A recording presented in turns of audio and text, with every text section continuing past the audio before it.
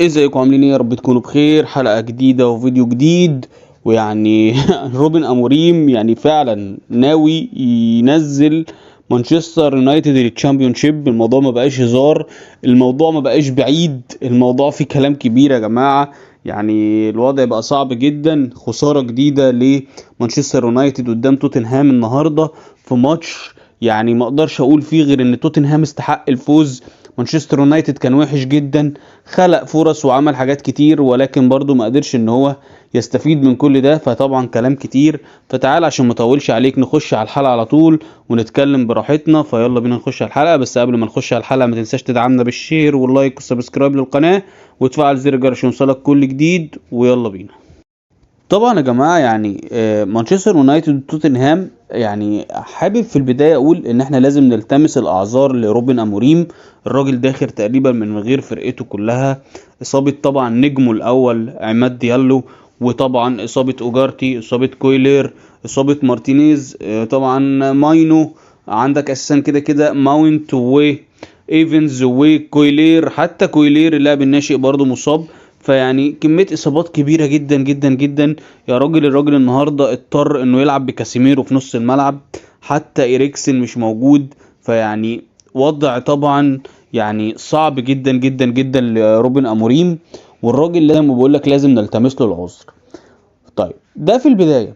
طيب التمسنا له العذر وكل حاجة. توتنهام عنده فيرنر مصاب، روميرو مصاب، فان ديفين مصاب، دارجوسين مصاب، سولانكي مصاب، ريتشارلسون مصاب. نفس الفكرة، معظم الفرقة مصاب. لسه يعني عودة ماديسون النهاردة أول يوم.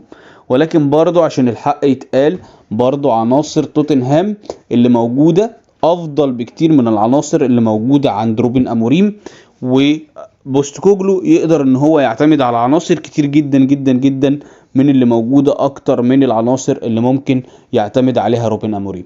كده احنا في البداية التمسنا الاعذار، عطينا للراجل حقه في ان احنا يعني لازم نقف جنبه وكل حاجة. ولكن يا روبن يا اموريم، انت دلوقتي وصلت للمركز ال15، فالوضع بقى صعب جدا جدا جدا. يمكن انا من اول الناس اللي قالت انه ما ينفعش انه يغير طريقة لعبه واسلوب لعبه بشكل كبير، لان هو ده اللي هو هيبني عليه، وان هو ده اللي هيلعب بيه السنة اللي جاية، وان هو ده اللي هيبني عليه الموسم اللي جاي كمان. ولكن لما تيجي بقى تبص لها تاني وتفكر تاني وتبص كويس قوي، لا هو يا روبن يا اموريم انت مش هينفع تكمل الموسم بالشكل ده. لازم تبتدي ان انت تفكر في طريقة لعب تانية. العب يا عم ب4-2-3-1 مفيدة وكويسة وهتخليك دفاعيا احسن. ولكن هل تفتكروا معايا بقى، وعايز طبعا اسمع رأيكم تحت في الكومنتات، ان روبن اموريم ما عندوش حلول؟ يعني ما يعرفش يلعب غير بالخطة دي؟ ما بيعرفش يلعب غير بخطة 3-4-2-1؟ لانه طبعا كان لعب فيها مع لشبونة وقبليها براجا، وهو ما بيلعبش غير بالخطة دي. فتفتكروا ان الراجل ده ما عندوش اسلوب لعب غير الاسلوب ده؟ يعني برضو ما شفناهوش دايما بيعمل اي تحولات في الماتشات، ويعني في اي وقت بيبقى هي طريقة لعب واحدة وثابتة. طبعا عايز حتى الحوار الاختراق من العمق. الاختراق من العمق صعب جدا، مش اي حد يقدر يعمله. يعني مش اي فريق يقدر ان هو يلعب على الاختراق من العمق. يمكن برشلونة دلوقتي بيعملها ساعات ومش على طول، السيتي برضو بيعملها ساعات ومش على طول. يعني فرق معاها لعيبة على اعلى مستوى، ولعيبة في البرايم بتاعها، ولعيبة فايقة قوي قوي قوي. فانت يعني بتتكلم في ايه؟ انت عندك فرقة رايحة في 60 داهية، عندك لعيبة ما عندهاش اساسيات الكورة، عندك لعيبة مش نافعة خالص. يعني النهاردة هويلند الراجل ده ضيع كام كورة، كام كورة ضيعها. جرناتشو ضيع كام كورة. زاركيزي ضيع كام كورة. فانت عندك خط هجوم اساسا يعني على الله ان شاء الله مش نافع. فانت مصمم برضو ان انت تطلع منهم حاجة. طب المكنة دي مش هتطلع قماش يا اموريم. فبعدين يعني هتفضل لغاية فين؟ انت في المركز ال15، ويعني الدنيا معاك صعبة جدا. ولولا النقط هتنهاج لما كان موجود تنهاج والراجل يعني عامل معاك واجب فيهم. يعني شوف احنا بقى دلوقتي رجعنا نقول تنهاج. يعني تخيل يا مريم، انت خلتنا احنا اللي كنا بنقول ان يعني اي حد يدرب مانشستر يونايتد بس تنهاج يمشي، بنتكلم دلوقتي وبنقول تنهاج. فيعني الوضع فعلا وحش جدا. انت عندك النهارده يعني شوف توتنهام وشوف الشكل بتاع توتنهام. عندك برجفال، عندك بنتنكور، عندك ماديسون، التلاتة في نص الملعب بسم الله ما شاء الله، حريته في نص الملعب بيحرته، لعيبه رايحه يمين وشمال وفوق وتحت.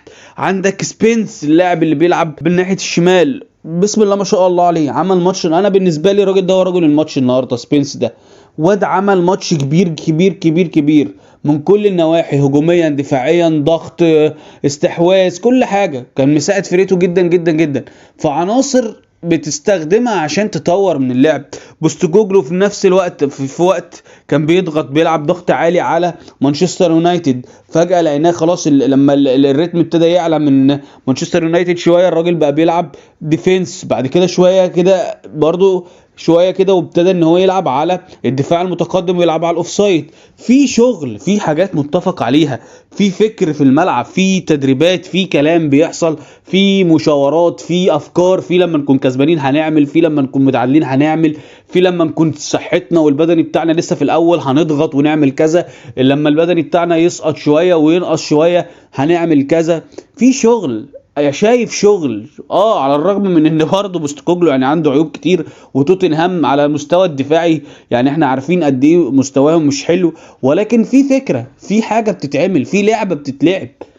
انما انت يا اموريم فين؟ انا ما شفتش، مش شايف حاجة، مش شايف حاجه حتى نبني عليها للسنه الجايه. اللي احنا عمالين نقول اصل احنا بنعمل كده عشان نبني للسنه الجايه، احنا بنعمل عشان نبني للسنه الجايه. انت لو بتبني للسنه الجايه اللعيبه دي كلها هتمشي، فكده كده ما تعتمدش عليها، كده كده بقى العب بيهم باي شكل دلوقتي عشان تطلع بشكل كويس وتبقى يعني حتى في مركز كويس، تطلع العاشر ولا حاجه. يعني شوف احنا بنتكلم في ايه، احنا بنتكلم ان مانشستر يونايتد يا جماعه يعني بس عايزينه يطلع يبقى شكله حلو ويطلع العاشر الثامن. يعني مش ممكن ده شكل مش طبيعي، شكل غريب. يعني كان لازم ان احنا نتكلم ده زي ما قلت لك في اول حلقه، التمسنا لك يا عم الاعذار ان عندك اصابات وعندك الدنيا وعندك الحكايه وعندك الروايه، ولكن لا، على مستواك انت كمدرب في مشاكل كتير، في مشاكل كتير، ولازم بقى جاء الوقت اللي احنا نتكلم فيها. انت هتكسب امتى؟ يعني هتكسب امتى فعلا؟ يعني مش ممكن. انت وهتكسب مين؟ انت بتخسر من اي حد دلوقتي. مانشستر يونايتد حرفيا بيخسر من اي حد، حتى الميزه اللي كنا بنقول عليها في اول الموسم اللي هو بيجي قدام الفرق الكبيره والجرينتا والمش عارف ايه وبتاع. طب ما توتنهام من المفروض ان هم من الفرق الكبيره النهارده، انت ما جيتش النهارده. هتقول اصل الاصابات والحكايه، ما هو طب اعمل لك ايه؟ انا كمتفرج كمشاهد كمشجع لمانشستر يونايتد اعمل لك ايه دلوقتي؟ احل معاك ازاي؟ انا عايز حد يحل معايا انا. هتقول لي مثل الاداره ما دعمتنيش في الانتقالات الشتويه وما جابتليش اللعيبه اللي انا عايزاها، وراحت جابت لي دروجو اللي النهارده يعني الراجل مش عارف يعمل عرضيه. يعني احنا قلنا يمكن يكون الواد مثلا حاجه احنا مش عارفينها، هو ادرى برضو، جاب لعيبه هو عارفه مثلا شايفه كويس بتاع. النهارده دروجو هو مش عارف يعمل عرضيه، الراجل مش عارف يعمل عرضيه كويسه، مش عارف يعمل عرضيه بشكل كويس، ما بيضغط برضو على بدايات الضغط. يعني 1 2 3 لسه هنبتدي معاه من الاول. ولاعب طبعا لسه صغير عنده 20 سنه، يعني ما هو بقاش لاعب بس مخضرم ولا لاعب خبره كبيره ولا اي حاجه. فيعني انت برضو طب يا عم الاداره كنت وقفت، اطلع قول الاداره مش بتجيب لي حاجتي ومش بتجيب لي طلباتي ومش بتنفذ لي حاجتي وانا مش مكمل والله يا جماعه، عشان انا الدنيا كده، عشان لما الدنيا تغرق ما تقولش ان انا اللي غرقتها. يعني فهمنا الدنيا ماشيه ازاي. لان فعلا مشجعين مانشستر يونايتد تعبوا وزهقوا وكانوا فيك محطين امال كبيره جدا جدا جدا، ووقفوا جنبك بصراحه بشكل اكبر من اي مدرب تاني. يعني تنهاج اللي كنا بنقول يعني غرفه 60 داهيه ما عملش فينا كده، ما عملش فينا كده يعني، وما كانتش بدايته كده. سولشاير يا راجل انت بدايته ما كانتش كده. فاللي هو يعني ما يعني لو الوضع كده كنا خلينا فان نيستلروي يكمل الموسم ده، وكنت انت جيت بقى من الموسم الجديد على الاقل يبقى يعني في شكل. انما انت يا اموريم بتعمل ايه دلوقتي في مانشستر يونايتد؟ يعني كلام كتير طبعا، الواحد لو قعد يتكلم من هنا لبكره مش هيخلص كلام. فده يعني كانت حاجه كده ايه حبيت ان انا اتكلم فيها. طبعا ما اتكلمناش عن اي حاجه في الماتش، لان الماتش زي ما بقول لك توتنهام بصراحه مسكوا يمين شمال، كان مستحوذ على الكوره، ضغط. يعني لو جينا مثلا قلت لك شويه يعني حاجات كده، فالاستحواذ اصلا 56% لتوتنهام 44 ليه مانشستر يونايتد. الاكس جي 2.15 لتوتنهام و1.54 لمانشستر يونايتد. كلها كور يعني كان بيتفنن فيها لعيبه مانشستر ازاي يضيعوا الكور، وبصراحه تألق فيها فيكاريو اللي يعني عودا حميدا يا راجل، حمد لله على السلامه. ايه ده، ايه الروعه دي والجمال ده والحلاوه دي، يعني حاجه بصراحه مبهره. بسم الله ما شاء الله يا ابني، ربنا يحميك بقى ويحفظك من الاصابات، لان فيكاريو فعلا واحد من اهم الحراس مرمى في العالم دلوقتي، يمكن من العشرة الاوائل في العالم دلوقتي. والراجل غاب واتصاب وغاب فتره طويله ورجع كانه ما فيش، كانه كان واقف الاسبوع اللي فات. هو كان حارس مرمى توتنهام الاسبوع اللي فات، مفيش اي مشاكل عنده والدنيا زي الفل وبسم الله ما شاء الله. فيعني حاجه ممتعه جدا. برضه فيكاريو كان لازم نديله حقه، لانه واحد من العناصر اللي يعني زي ما بقول لك عودا حميدا. يعني عندك كمان توتنهام شاط 22 كوره على المرمى ومانشستر يونايتد 16، فاهم؟ فاللي هو يعني توتنهام 7 اون تارجت، مانشستر يونايتد 6 اون تارجت. توتنهام جاب جون، انت ما جبتش، ما عرفتش حتى تجيب الجون ده، ما عرفتش تخرج بالتعادل في ماتش زي ده. وعلى فكره توتنهام مش حلو، توتنهام وحش، توتنهام سيء. فاللي هو انت هتكسب توتنهام امتى؟ فاهم؟ فدي كلها يعني شويه كده احصائيات برضو بتوري لك قد ايه ان انت حتى لما الكوره بتبقى معاك وان انت بتبقى كويس مش قادر ان انت تعمل حاجه، مش قادر ان انت تقدم شكل كويس. فالوضع صعب جدا جدا جدا في مانشستر يونايتد، والوضع صعب جدا جدا جدا يا اموريم، ويعني لازم وقفه يعني ناريه. ويعني الوضع فعلا لا يرثى له في مانشستر يونايتد. دي كانت حلقه كده حبيت ان انا اتكلم فيها براحتي شويه عن اموريم، لان الوضع ساء. وطبعا رايك هو الاهم، قول لي ايه رايك في اموريم، ايه رايك لحد دلوقتي، هل يستحق فعلا ان انت لا تصبر عليه تاني، ولا شايف ان هو ممكن اصلا ما يبداش الموسم اللي جاي ونلاقي فيه مدرب جديد لمانشستر يونايتد اصلا الموسم الجديد بقى، اللي هو يبقى وجا كمل ويجي بقى واحد يبدا على نظافه السنه الجديده. فقول لي رايك تحت في الكومنتات.